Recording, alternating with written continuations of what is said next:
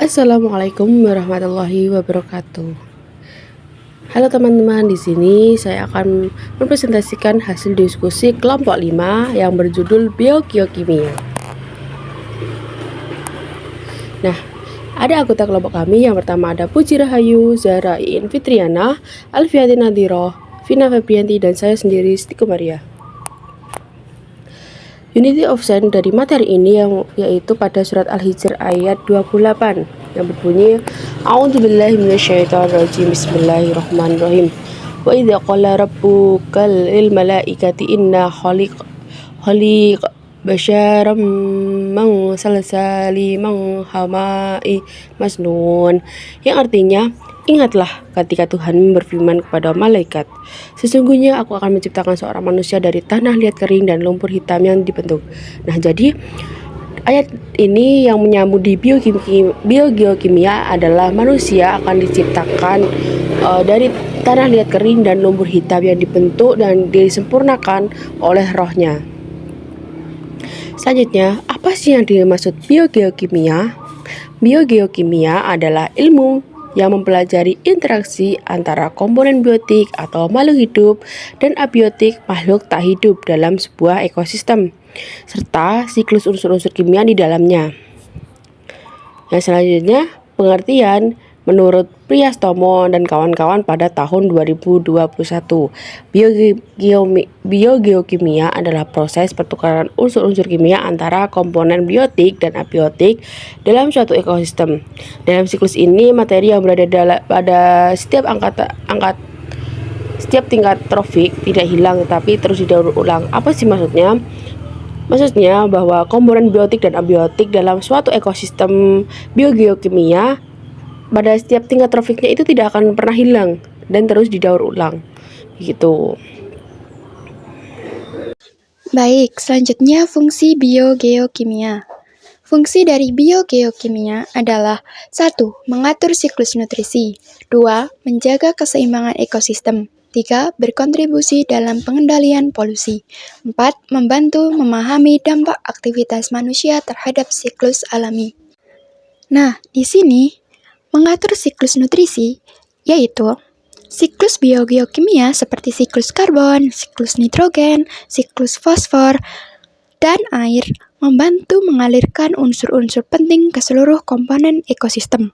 Sedangkan nutrisi yang tersimpan di tanah, udara, dan air dikembalikan ke makhluk hidup melalui proses alami seperti dekomposisi dan fotosintesis. Jadi, hal-hal itu memastikan ketersediaan unsur hara untuk pertumbuhan tanaman dan kelangsungan hidup organisme-organisme lainnya. Selanjutnya, menjaga keseimbangan ekosistem. Jadi, dengan mendistribusikan unsur-unsur kimia secara seimbang, siklus ini mencegah terjadinya kekurangan atau kelebihan zat tertentu. Sebagai contoh, misalnya siklus nitrogen mencegah penumpukan nitrat yang dapat merusak ekosistem perairan. Agar tidak terjadi penumpukan nitrat yang dapat merusak ekosistem perairan, sebagian dari nitrat tersebut akan diserap oleh akar tanaman melalui asimilasi, dan sebagian lagi akan dikembalikan ke atmosfer dalam bentuk gas yang akan dilakukan melalui denitrifikasi. Yang ketiga, berkontribusi dalam pengendalian polusi. Jadi, siklus biogeokimia juga membantu menguraikan polutan secara alami. Sebagai contoh, mikroorganisme dalam siklus nitrogen yang dapat mengubah amonia beracun menjadi nitrat yang berguna bagi tanaman. Nah, proses alami ini berperan sebagai sistem pembersih lingkungan dari limbah organik dan kimiawi.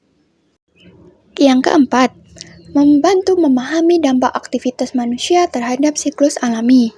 Jadi, dengan studi terhadap siklus ini memungkinkan kita melihat bagaimana pembakaran bahan bakar fosil, deforestasi, dan pertanian intensif mempengaruhi keseimbangan alam. Jadi, dengan memahami gangguan yang terjadi, kita dapat mengambil tindakan untuk mengurangi dampak negatif terhadap lingkungan. Baik, next. Slide selanjutnya. Di sini ada macam-macam siklus biogeokimia. Siklus biogeokimia sendiri merupakan siklus unsur atau senyawa yang mengalir dari komponen abiotik tak hidup ke komponen biotik makhluk hidup dan selanjutnya akan kembali lagi ke komponen abiotik. Nah, macam-macam siklus biokimia yaitu ada siklus nitrogen, siklus fosfor, dan siklus karbon. Selanjutnya, nah, di sini ada salah satu jenis siklus biogeokimia yaitu siklus nitrogen.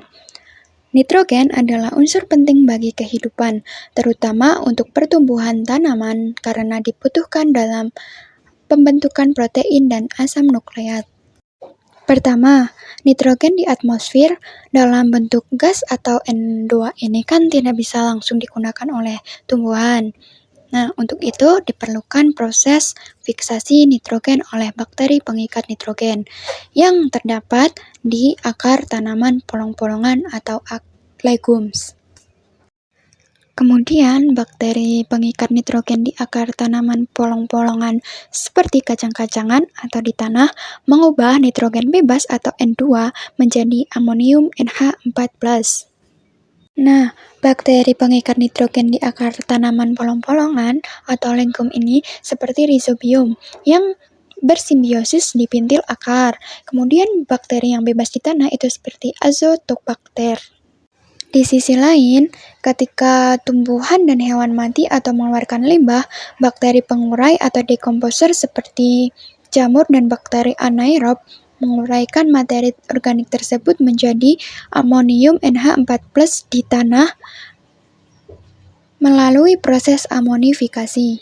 Nah, selanjutnya amonium NH4+ akan diubah menjadi nitrit NO2- oleh bakteri nitrifikasi, yaitu bakteri Nitrosomonas melalui nitrifikasi. Kemudian nitrit NO2- akan diubah oleh bakteri nitrifikasi, yaitu bakteri Nitrobakter. Tentu saja berbeda dengan yang pertama ya. Yang pertama kan bakteri Nitrosomonas. Kemudian ini nitrit akan diubah oleh bakteri Nitrobakter menjadi nitrat NO3-. Nah, nitrat ini adalah bentuk nitrogen yang paling mudah diserap oleh tanaman. Karena nitrat yang dihasilkan itu banyak, sebagian dari nitrat tersebut akan diserap oleh tanaman melalui akar. Nah, nitrat ini akan digunakan oleh tanaman untuk menyusun asam amino, protein, dan DNA. Nah, proses ini disebut dengan asimilasi. Nah, sebagian dari nitrat tersebut akan dikembalikan ke atmosfer dalam bentuk gas nitrogen atau N2 oleh bakteri denitrifikasi seperti Pseudomonas. Jadi, bakteri Pseudomonas ini akan mengubah nitrat NO3- kembali menjadi gas nitrogen N2 yang dilepaskan ke atmosfer. Nah, proses ini disebut dengan proses denitrifikasi. Nah, ini akan terjadi secara terus-menerus dan berulang-ulang. Dari nitrogen yang kemudian diikat oleh bakteri nitrogen, kemudian difiksasi menjadi amonium, kemudian limbah organik yang diuraikan menjadi amonium melalui amonifikasi, kemudian nitrifikasi menjadi nitrat. Nah, nitrat tersebut akan diasimilasi maupun didenitrifikasi. Nah, ini terus akan terjadi berulang-ulang dan terus-menerus agar ekosistem tetap stabil dan tetap seimbang. Selain dalam menjaga keseimbangan ekosistem, siklus nitrogen ini penting karena dapat menjaga ketersediaan nitrogen dalam bentuk yang dapat dimanfaatkan makhluk hidup. Contohnya tumbuhan tadi ya. Nah, kemudian membantu menyuburkan tanah secara alami. Kemudian bergantung pada peran besar bakteri dan pengurai. Jadi, tanpa siklus ini, tumbuhan tidak bisa tumbuh dengan baik dan kehidupan hewan serta manusia juga akan terganggu. Selanjutnya ada proses dari siklus fosfor. Nah, yang pertama, pelapukan batuan. Nah, siklus fosfor ini dimulai dari sumber utama fosfor yang sering dijumpai pada batuan. Nah, dengan proses pelapukan tersebut berlangsung secara alami dan dipengaruhi oleh faktor hujan, cuaca, dan juga erosi yang menyebabkan fosfor ini berpindah ke tanah. Pada saat batuan yang di dalamnya mengandung fosfor terkena air hujan, maka secara langsung akan melepaskan ion fosfat dan mineral lainnya yang terdapat di dalamnya. Selanjutnya, penyerapan oleh tanaman. Nah, fosfat yang sudah terkandung dalam tanah ini akan dimanfaatkan oleh tumbuhan, jamur, dan mikroorganisme yang ada di sekitarnya. Sedangkan pada manusia dan hewan herbivora akan menyerap fosfor yang di dalamnya terkandung pada tanaman ketika mengkonsumsinya. Sedangkan pada hewan karnivora, fosfor ini akan diperoleh pada saat hewan tersebut memangsa hewan herbivora. Selanjutnya, dekomposisi dan dekomposer. Fosfat akan kembali lagi ke alam atau lingkungan melalui proses penguraian atau yang biasa disebut dengan dekomposisi. Fosfat yang sudah masuk ke dalam tanaman atau hewan ini akan diuraikan oleh dekomposer ketika tanaman atau hewan tersebut itu mati. Maka fosfat organik akan kembali ke tanah atau ke air sebagai tempat asalnya. Nah, proses siklus fosfor tersebut jika dilanjutkan oleh bakteri yang di dalam tanah yang berperan memecah bahan organik menjadi bentuk fosfat yang dapat diserap oleh tanaman. Dan proses ini tuh disebut dengan mineralisasi. Fosfor yang terdapat di dalam air terus berlanjut siklusnya sampai menjadi sedimen sampai mengarah ke lautan. Nah, yang terakhir adalah mineralisasi. Pada tahap ini, bakteri yang terkandung di dalam tanah akan memecah bahan-bahan organik ke wujud yang lebih kecil agar bisa dengan mudah diserap oleh tanaman. Fosfat yang diserap ke dalam tanah akan terus mengalir dan biasanya akan berakhir di sebuah saluran air atau lautan. Bahkan bisa masuk ke dalam lapisan sedimen dari waktu ke waktu. Next, selanjutnya adalah siklus karbon.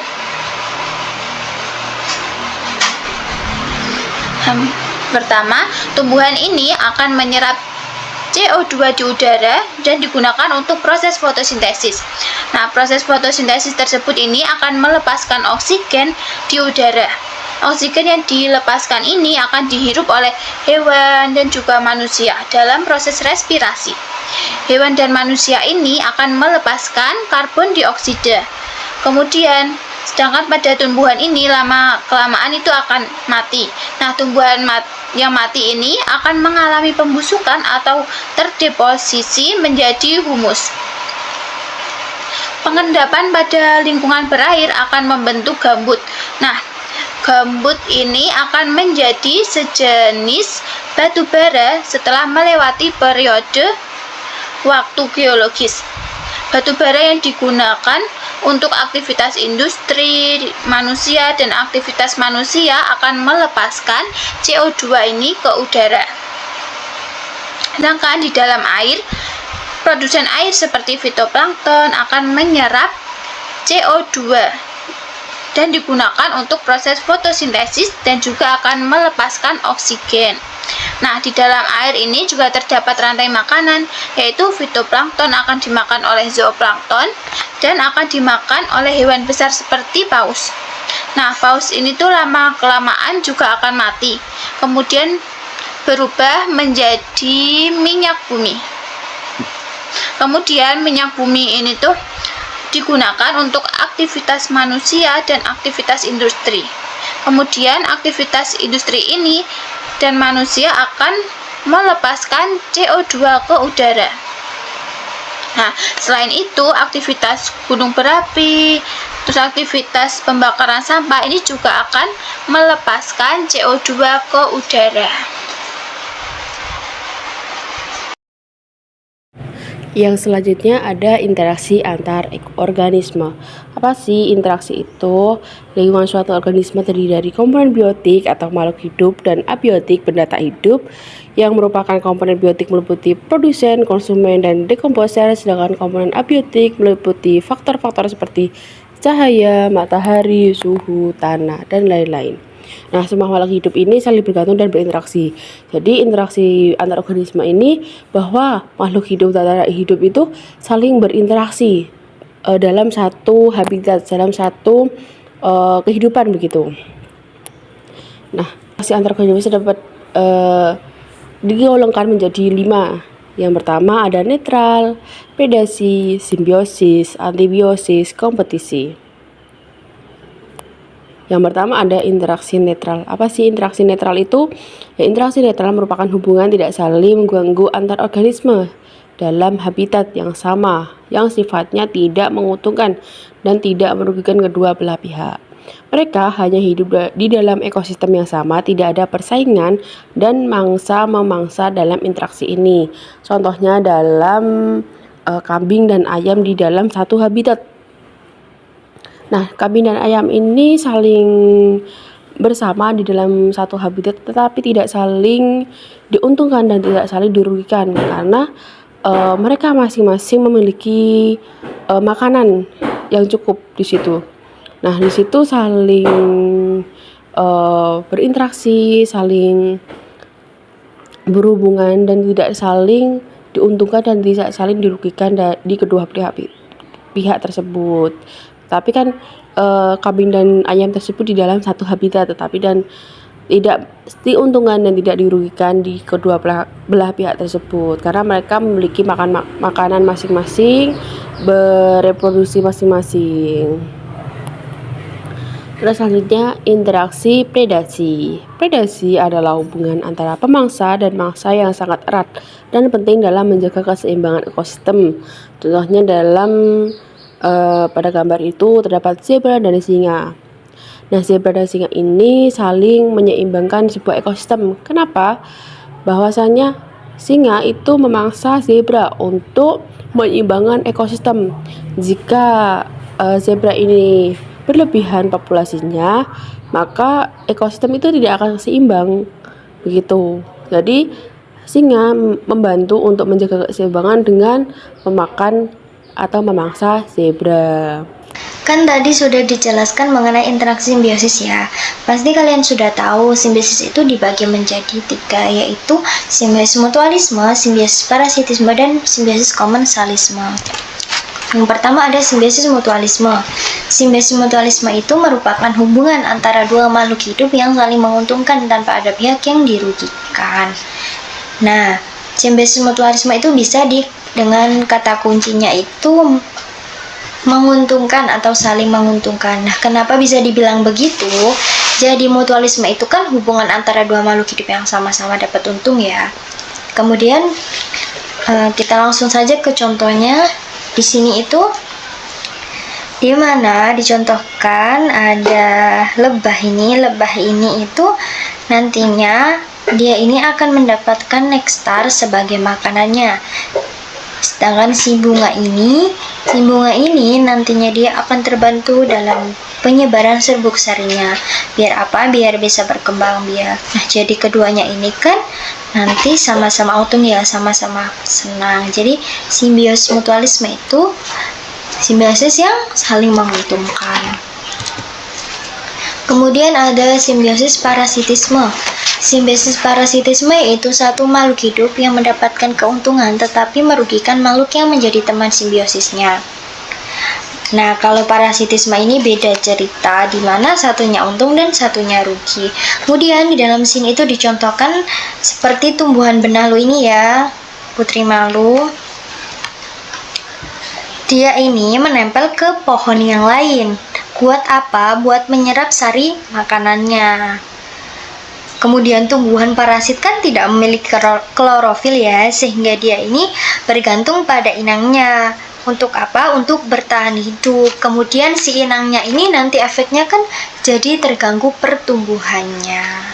Jadi simbiosis parasitisme itu satunya untung dan satunya rugi. Next. Kemudian yang ketiga ada simbiosis komensalisme. Simbiosis komensalisme itu satu organisme yang mendapatkan keuntungan, sedangkan yang lainnya tidak mendapatkan keuntungan atau bisa dibilang tidak rugi juga, tidak mendapat untung dan tidak juga rugi.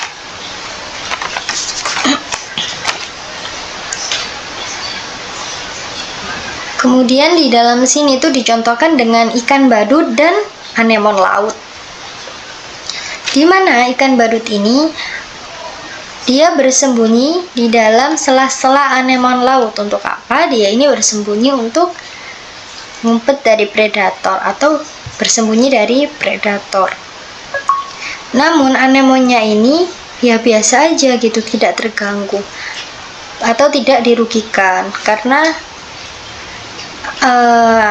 ikan badut ini itu ya tidak mengganggu anemonnya, jadi anemonnya biasa aja. Jadi yang bisa simbiosis komensalisme itu satunya mendapat keuntungan dan satunya itu tidak dirugikan atau tidak merasa dirugikan gitu. Next, kita lanjut ke interaksi antibiosis. Kan tadi sudah membahas tentang interaksi simbiosis ya, kita lanjut ke interaksi antibiosis. Nah, kata interaksi antibiosis itu bisa dibilang ngerecokin tetangga. Kenapa bisa dibilang gitu? Atau bisa dibilang ngerecokin makhluk lain. Jadi interaksi antibiosis kan interaksi antar makhluk hidup, di mana makhluk hidup yang satu itu menghambat pertumbuhan makhluk hidup lain. Jadi di sini dicontohkan dengan adanya jamur penicillium. Jamur ini tuh dia itu bisa mengeluarkan zat yang membuat bakteri di sekitarnya sini tuh tidak bisa tumbuh dan tidak bisa berkembang. Seperti itu. Next. Kemudian ada interaksi kompetisi. Nah, pasti kan kalian sudah tahu ya, kompetisi itu apa? Kompetisi itu pasti saling merebutkan. Jadi interaksi kompetisi itu interaksi dua jenis makhluk hidup yang saling bersaing untuk mendapatkan atau memperebutkan sebuah hal yang sama. Nah, dia ini bisa merebutkan apa sih? Mereka ini bisa merebutkan makanan, tempat tinggal, pasangan, atau hal yang lain. Kemudian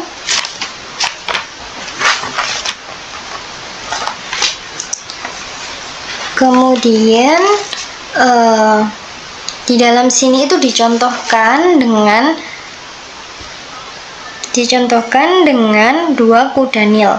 Mereka ini sedang apa? Mereka sedang berebut kolam air tempat mereka hidup.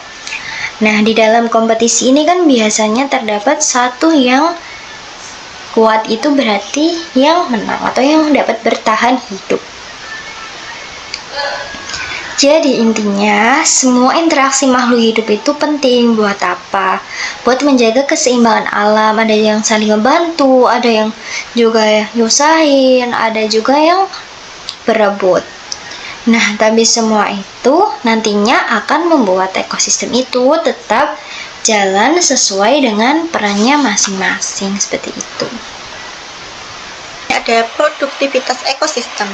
Produktivitas ekosistem sendiri adalah tingkatan penyimpanan dan transfer energi dalam suatu ekosistem melalui interaksi antar produsen, konsumen, dan recomposter. Secara umum, produktivitas ekosistem ditentukan oleh kapasitas organisme dalam suatu ekosistem untuk menangkap, menyimpan, dan mendistribusikan energi dalam rantai makanan. Next. Produktivitas ekosistem sendiri dibedakan menjadi dua jenis utama. Yang pertama ada produktivitas primer dan produktivitas sekunder. Produktivitas primer sendiri adalah energi yang dihasilkan oleh organisme autotrof seperti tumbuhan dan filoplankton melalui proses fotosintesis. Sedangkan produktivitas sekunder adalah transfer energi dari tingkat tropik yang lebih rendah ke tingkat tropik yang lebih tinggi dalam suatu rantai makanan. Contohnya adalah organisme heterotrof seperti herbivora dan karnivora yang memperoleh energi dengan mengonsumsi produsen atau organisme lainnya. Next, adapun faktor-faktor yang mempengaruhi. Yang pertama ada suhu, nutrisi, dan intensitas cahaya matahari. Suhu berpengaruh besar terhadap proses fisiologis organisme. Suhu yang optimal memungkinkan pertumbuhan dan perkembangan organisme berjalan dengan baik. Sedangkan suhu yang ekstrim, terlalu panas atau dingin bisa menghambat ekosistem. Sedangkan kesediaan nutrisi itu sangat penting. Contohnya seperti nitrogen, fosfor, dan kalsium sangat menentukan tingkat produktivitas. Nutrisi mendukung pertumbuhan organisme, terutama produsen utama seperti tumbuhan. Intensitas cahaya matahari itu diperlukan untuk proses fotosintesis pada tumbuhan dan fitoplankton. Semakin tinggi intensitas cahayanya, semakin tinggi pula laju fotosintesisnya, sehingga meningkatkan produktivitas ekosistem. Next. Pentingnya produktivitas ekosistem.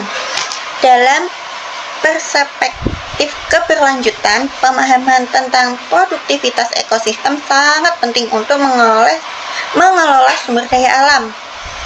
Aktivitas manusia seperti deforestasi, pencemaran, dan perubahan iklim dapat mengganggu produktivitas ekosistem yang pada akhirnya berdampak pada keseimbangan ekologi.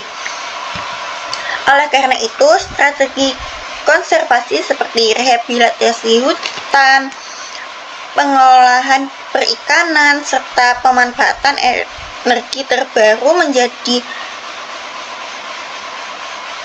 langkah untuk menjaga keseimbangan produktivitas ekosistem di masa depan. Itu tadi hasil presentasi dari kelompok 5, bahwasanya biokimia adalah proses perpindahan unsur kimia antara makhluk hidup dan lingkungan penting untuk keseimbangan ekosistem. 3 siklus utama, nitrogen, fosfor, dan karbon menjaga ketersediaan unsur penting bagi kehidupan. Interaksi antar organisme seperti simbiosis, predasi, dan kompetisi memengaruhi dinamika populasi. Produktivitas ekosistem terbagi menjadi produktivitas primer dan sekunder yang menjaga aliran energi dan keberlanjutan ekosistem. Gitu.